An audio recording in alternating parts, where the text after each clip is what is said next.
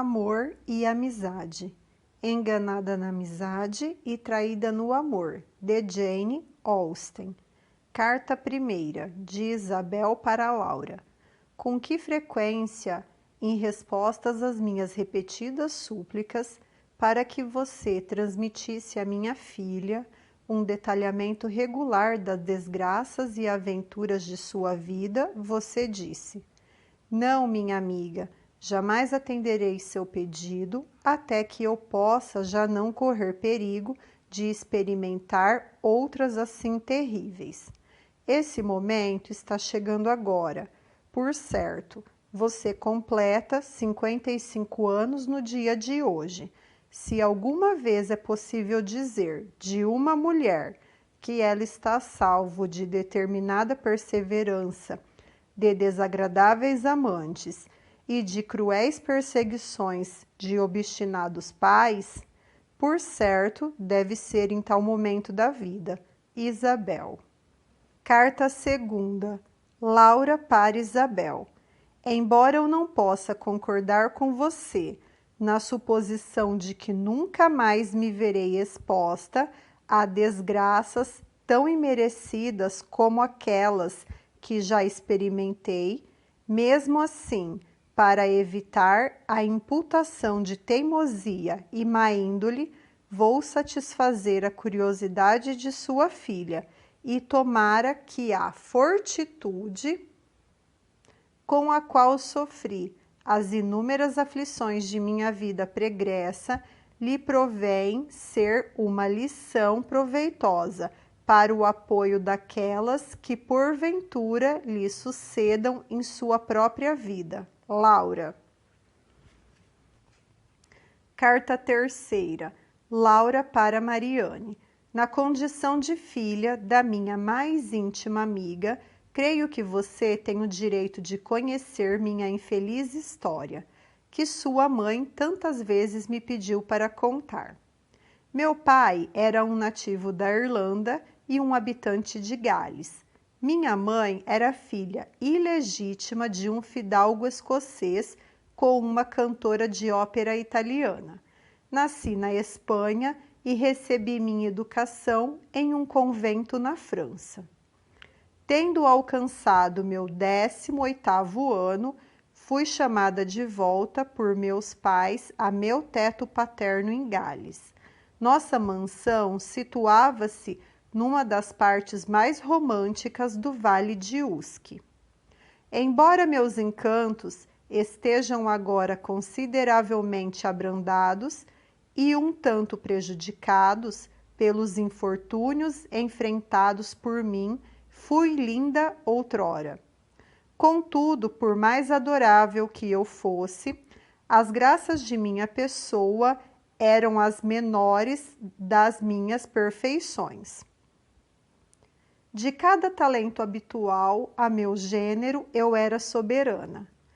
Quando no convento meu progresso sempre havia excedido minhas instruções. Meus conhecimentos haviam se mostrado prodigiosos para a minha idade, e eu logo ultrapassara minhas mestras. Em minha mente centrava-se todas as virtudes que podiam adorná-la. Ela era o redes vous de todas as boas qualidades e todos os sentimentos nobres. Meu único defeito, se de defeito podemos chamá-lo, era uma sensibilidade tremulantemente vívida. Demasiado atenta a cada aflição de meus amigos, meus conhecidos e, em particular, a cada uma das minhas próprias aflições. Ai de mim, como isso mudou agora!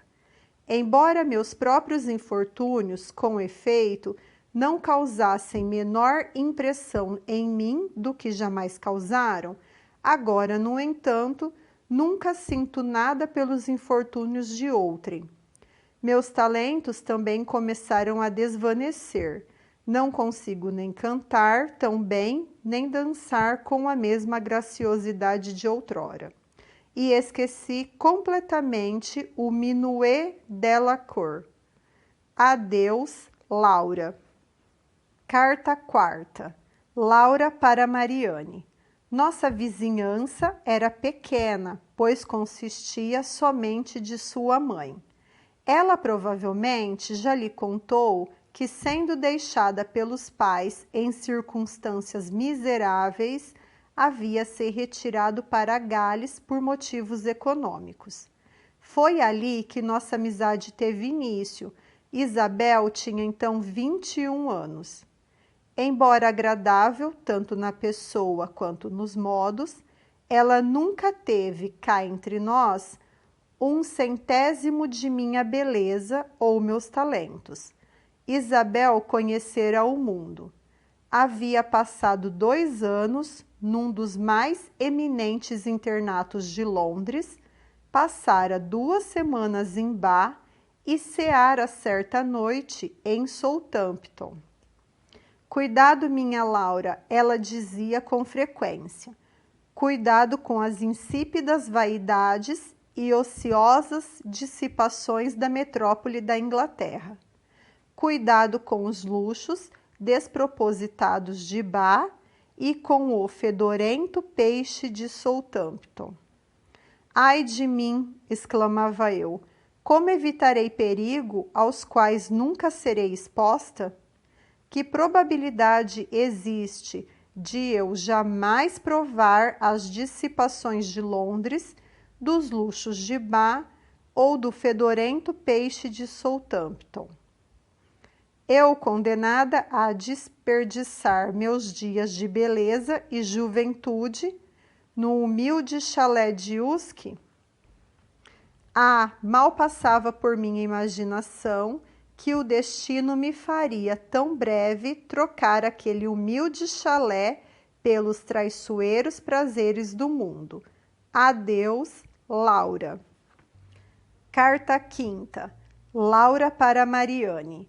Certa noite de dezembro, enquanto meu pai, minha mãe e eu empreendíamos conversação social em torno de nossa lareira, fomos acometidos de súbito por um grande assombro, com um som de uma batida violenta na porta externa do nosso rústico casebre.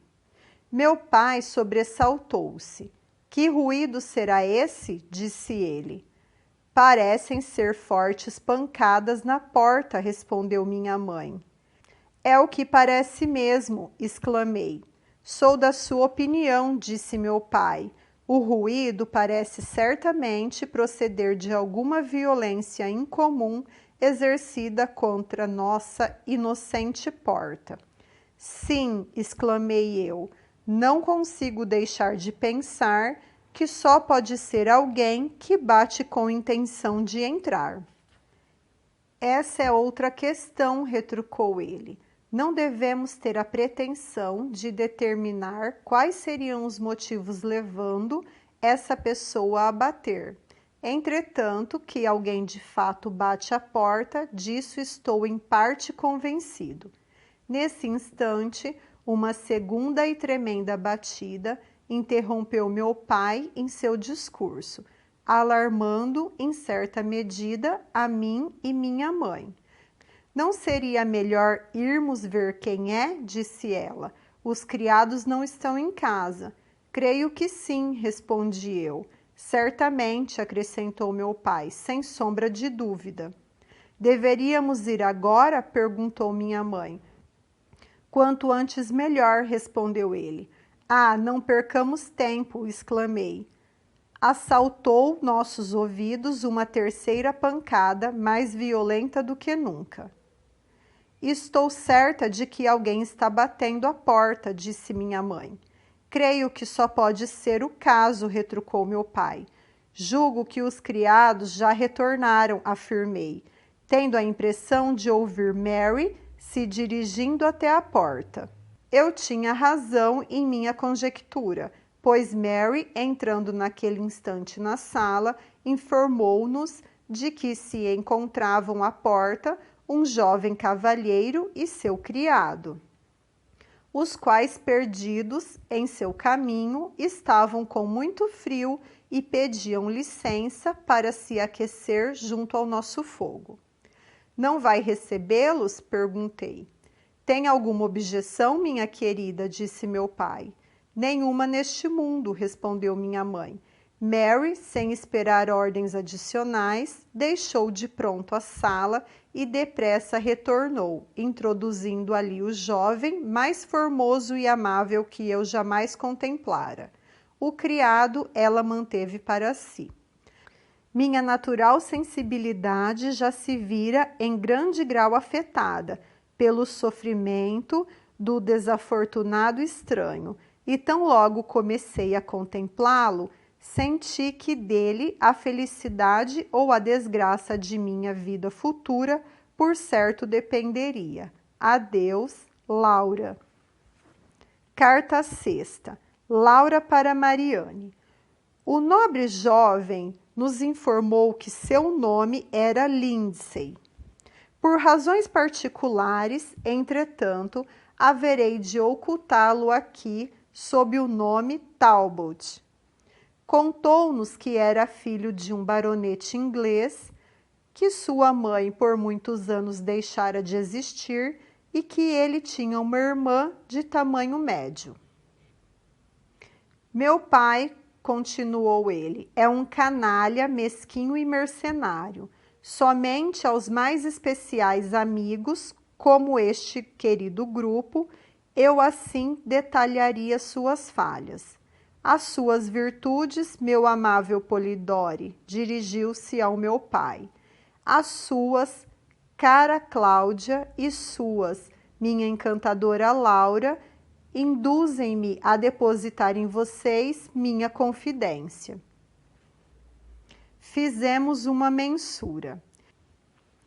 Meu pai, seduzido pelo falso brilho da fortuna e pela ilusória pompa dos títulos, insistiu que eu desse minha mão para a Lady Dorothea. Nunca, não, exclamei eu. Lady Dorothea é adorável e cativante. Não prefiro nenhuma mulher a ela, mas saiba, senhor, que desprezo a ideia de me casar com ela em conformidade com seus desejos. Não, jamais alguém dirá que fiz a vontade de meu pai. Todos admiramos a nobre virilidade de sua réplica. Ele continuou. Sir Edward ficou surpreso. Talvez mal esperasse encontrar tão fogosa oposição a seu arbítrio. De onde, Edward, por tudo que é mais espantoso, disse ele, você tirou essa algaravia sem sentido? Você andou lendo romances, eu suspeito. Com desprezo, nem mesmo retruquei. Teria sido algo abaixo da minha dignidade. Montei meu cavalo e, seguido por meu fiel William, tomei o rumo de minha tia. A casa do meu pai fica localizada em Bedfordshire e a de minha tia em Middlesex. E embora eu assuma com lisonja ser dotado de tolerável proficiência em geografia, não sei como aconteceu, mas me vi entrando neste belíssimo vale, o qual constato ser situado no sul de Gales, quando imaginava ter chegado ao lar de minha tia. Depois de ter vagado por algum tempo às margens do Uske, sem saber qual caminho seguir, comecei a lamentar meu cruel destino de maneira mais amarga e mais patética.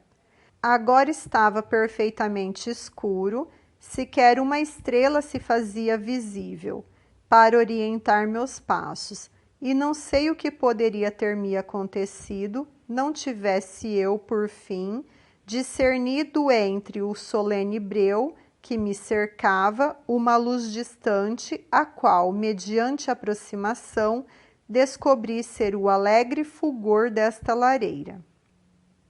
Impelido pela combinação de infortúnios sob os quais eu labutara, a saber, medo, fome e frio, não hesitei em pedir a admissão, que por fim ganhei.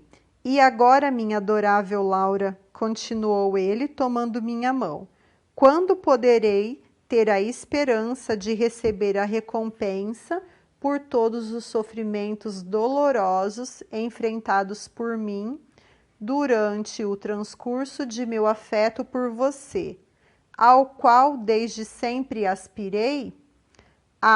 Quando me recompensará consigo mesma?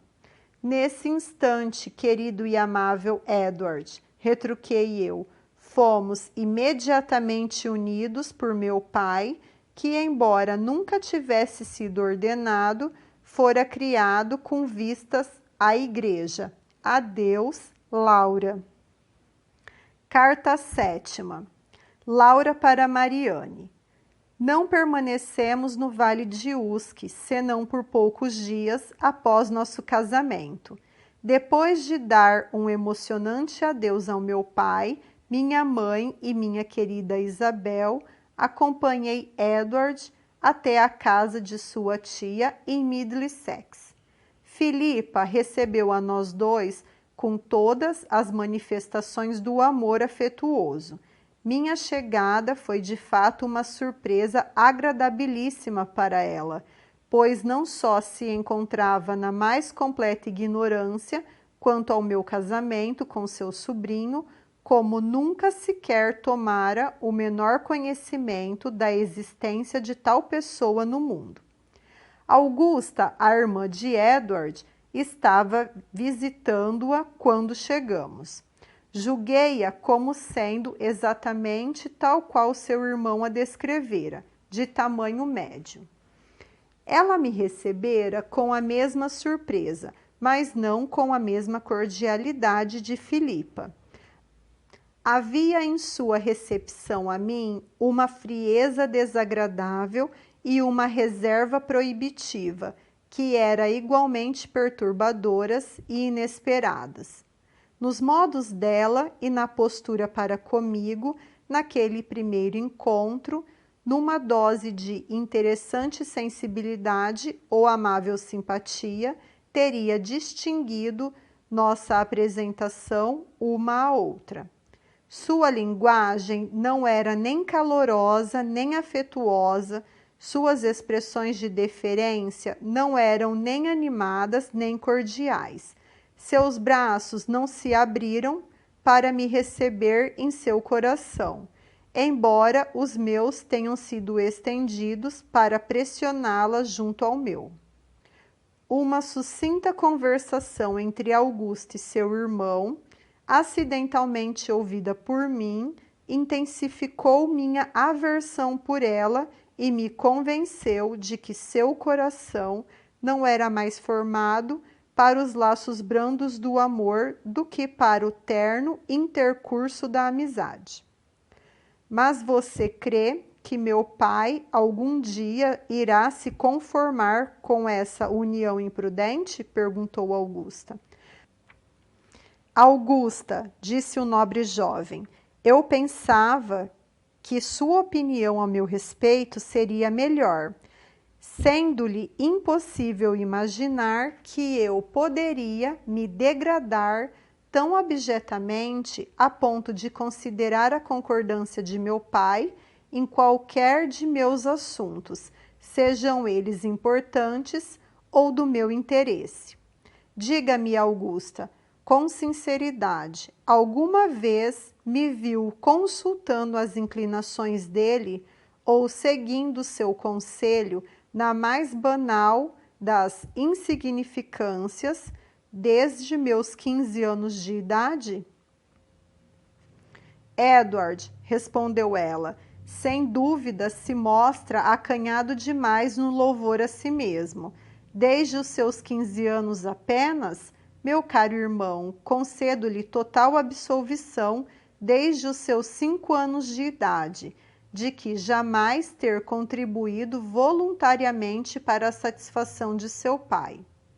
Mesmo assim, não descarto meus receios de que você possa ser obrigado, dentro em breve, a degradar-se perante seus próprios olhos, procurando sustento para sua esposa na generosidade de Sir Edward. Jamais, Augusta, jamais me rebaixarei tanto, disse Edward. Sustento? De quais sustentos Laura irá precisar que não possa receber de mim?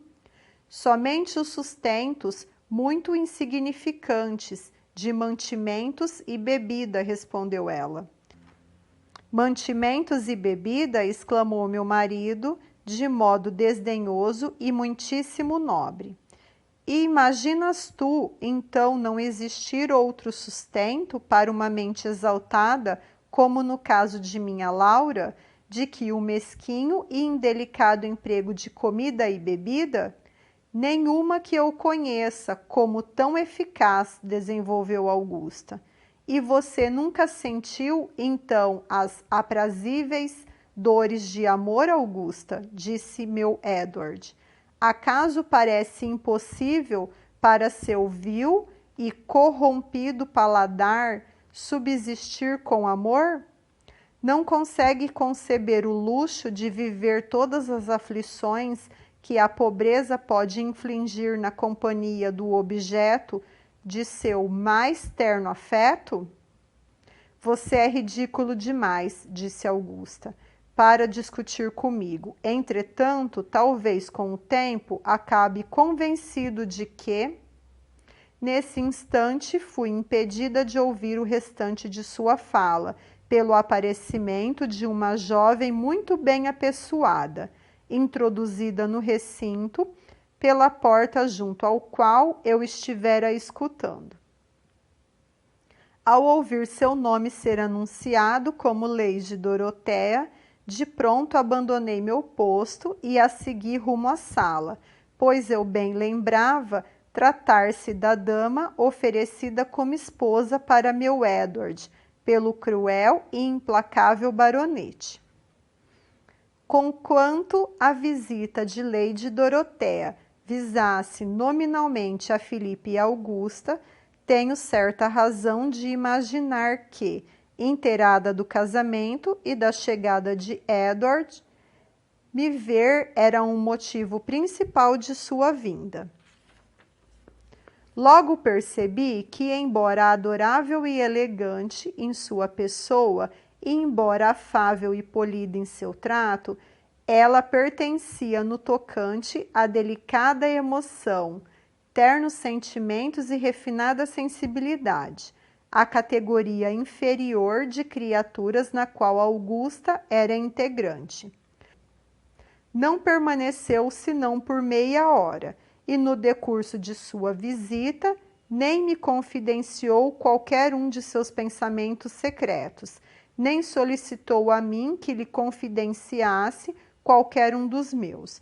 Portanto, você poderá imaginar com facilidade, minha querida Mariane, que não pude sentir qualquer afeição ardente ou muito sincero apego por Lady Dorothea.